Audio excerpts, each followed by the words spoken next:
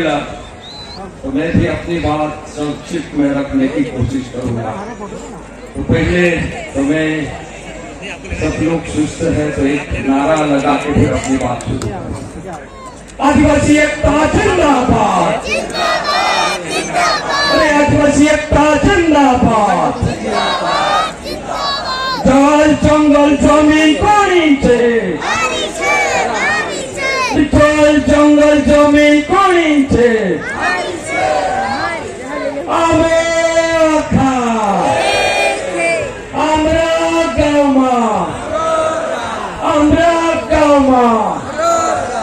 तो साथियों, मैं जिन वक्ताओं ने अपनी बात रखी उसको फिर से दोहराने की कोशिश नहीं करूंगा।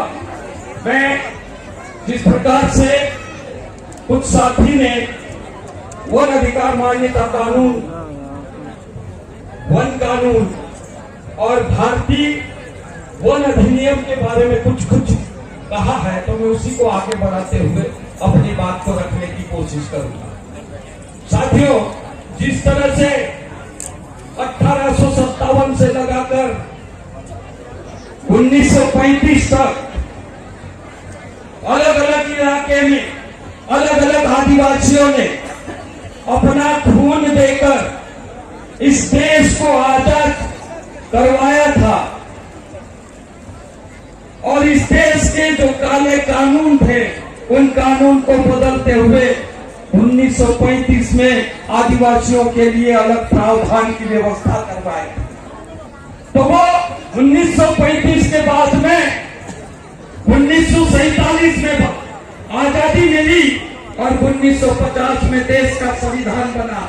उस संविधान में आदिवासियों के लिए जो अधिकार थे, उसी में वनों के बारे में अगर हम देखेंगे, जंगल में रहने वाले लोगों के बारे में देखेंगे, तो भारत सरकार का 1927 वाला वन अधिनियम के तहत हमको पेट भरने के लिए रोटी खाने की आजादी नहीं थी। जंगल में से पाला लाओ, लकड़ी लाओ या तो फिर बाद में जड़ी बूटी लाओ, फल फ्रूट लाओ, वो आजादी नहीं थी।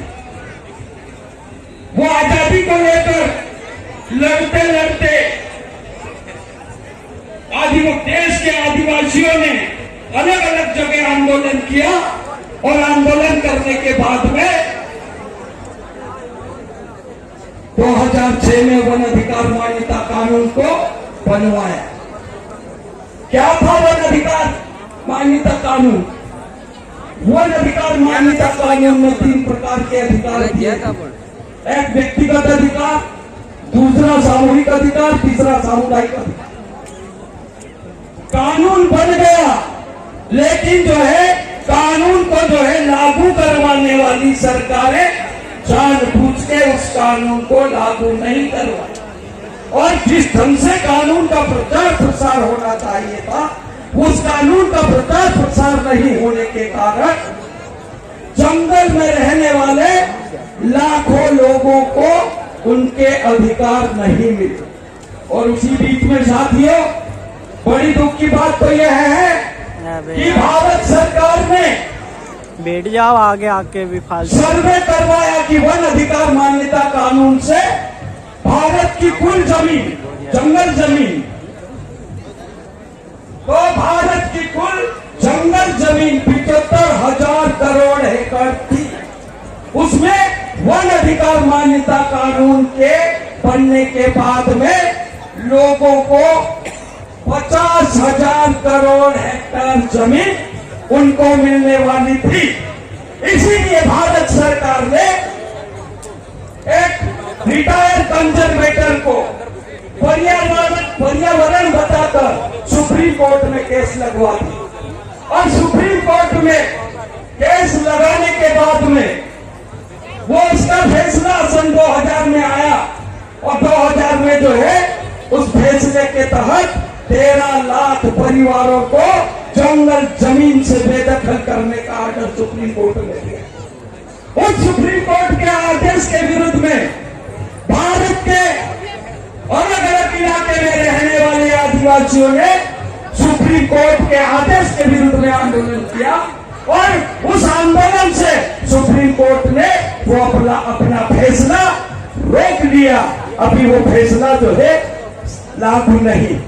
उसी के चलते साथियों अभी जो है भारत सरकार जिस प्रकार से जंगल से आदिवासियों को हटाने के लिए, जंगल से आदिवासियों को हटाना मतलब उस जंगल को खाली करवाकर विश्व बैंक, एशियाई विकास बैंक और बाकी जो है पूंजीपति लोगों को वो जंगल बेचना चाहती है।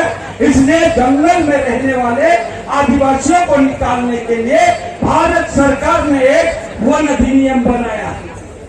वो वन अधिनियम जिस प्रकार से साथियों कोई भी कानून बनता है तो पहले लोकसभा में बिल रखा जाता है, उस बिल के ऊपर बहस होता है, उसके बाद में वो उस बिल पे उसका प्रस्ताव पास होने के बाद में वो प्रस्ताव को जो है राज्यसभा में रखा जाता है और राज्यसभा में जब उस प्रस्ताव को सर्वसम्मति से पारित किया जाता है तो राष्ट्रपति उसके ऊपर हस्ताक्षर करते हैं तो वो कानून का रूप ले लेता है।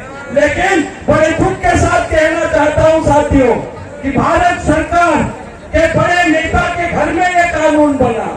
ये कानून इसलिए बना कि ये जो वन अधिकार मान्यता कानून के तहत जो 50,000 करोड़ हेक्टेयर जमीन आदिवासियों को मिलने वाली थी वो आदिवासियों को नहीं मिले, इसलिए ये कानून ला रहे हैं। और ये कानून में क्या कहा है? ये कानून में ये कहा है कि जिस प्रकार से आदिवासियों के ऊपर पहले कोई गुनाह करता है तो जो है उसको जो है 100-200 रुपए का दंड दिया जाता है, लेकिन इस कानून में कम से कम 50 लाख और कम से कम 25 लाख और अधिक से अधिक 50 लाख तक का जुर्माना।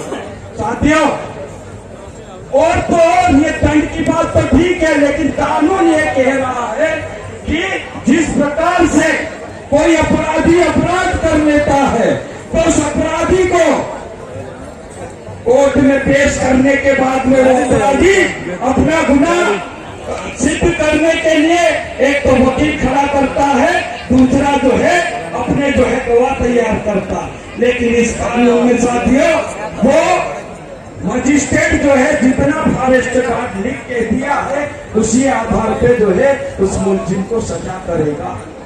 आखिरी बात साथियों कि जिस प्रकार से कोई सामाजिक कार्यकर्ता उस इलाके में काम करता है तो वो सामाजिक कार्यकर्ता को जेल में डालने के लिए फॉरेस्ट विभाग के जरिए से सरकार ये करेगी कि कोई भी आदमी जंगल में धारदार हथियार लेके घूमता पाया गया तो उसको पकड़ना और उसको गोली मारने का अधिकार उस फॉरेस्ट विभाग को दिया गया है। तो साथियों सामाजिक कार्यकर्ता को जेल में डालने के लिए आसान तरीका है इस कानून में कि कोई भी धारदार हथियार लेकर जंगल में घूमे या नहीं घूमे। हमारे साथी गेंद्राम भाई बैठे हैं, जब वन अधिकार मान्यता कानून पास हुआ तो उसका प्रचार कर रहे थे, उनको पकड़ के खंडवा जेल में घुस दिया और मजिस्ट्रेट के सामने हाथी के दांत और शेर की खाल बता दी कि ये जो है वन्य प्राणियों की जो है व्यापार करता है। तो ऐसे जो है सरकार आदिवासियों को खत्म करने के लिए तरह तरह के कानून बना रही है, तो उसके विरुद्ध में जो है साथियों लड़ना पड़ेगा। लड़ेंगे तो बचेंगे, नहीं लड़ेंगे तो धीरे धीरे आपकी नौकरी गई, आपका जो है पगारी खेती का काम गया, आपका खेती में जो है हल पत्थर खत्म हो गए, सारे ट्रैक्टर आ गए, उसके बाद में जेसीबी आ गया, अभी जो है आने वाला है रोबोट। नौकरी खत्म हो जाएगी, रोजगार खत्म हो जाएगा, जंगल खत्म हो जाएगा, कहाँ जाएगी आने वाली पीढ़ी? इसके लिए चिंता करने की जरूरत है साथियों। तो आप सबसे निवेदन है कि आप सब मिलकर चिंता करें और अपने हक अधिकार के लिए लड़ें। इन्हीं दो शब्दों के साथ में मैं अपनी बात को खत्म करता। खूब खूब धन्यवाद। जीवन के कड़वे अनुभवों के साथ में आपने जो रास्ता बताया, कोशिश करेंगे उन समाधान बताने पर, उन समाधानों का